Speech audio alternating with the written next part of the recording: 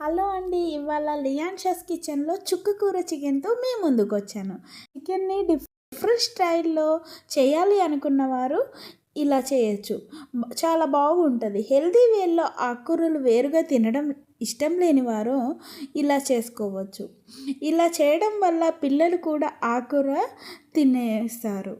మా ఛానల్ కనుక first time చూసేవారైతే subscribe చేసుకోండి. నేనైతే ఉల్లిగడ్డ 2 మిర్చి మీడియం సైజులో తీసుకొని వాటిని 3 స్పూన్స్ ఆయిల్ వేసుకొని ఆ తర్వాత కట్ చేసిన ఉల్లిపాయ మిర్చి వేసుకొని అవి మాగాక చికెన్ వేసుకొని తర్వాత సాల్ట్, కారము, పసుపు, అల్లం వెల్లుల్లి పేస్ట్, మసాలా వేసుకొని చికెన్ మాగే వరకు ఉంచుకోండి. తర్వాత 2 గ్లాసుల వాటర్ పోసుకొని చికెన్ని ఉడకనిచ్చుకోవాలి. చికెన్ ఉడికినాక కట్ చేసుకున్న చుక్క కూర వేసుకొని ఒక 15 మినిట్స్ కలుపుతూ ఉడకనిచ్చుకోండి. అంతే, స్టవ్ ఆఫ్ చేసుకోవడమే. థ్యాంక్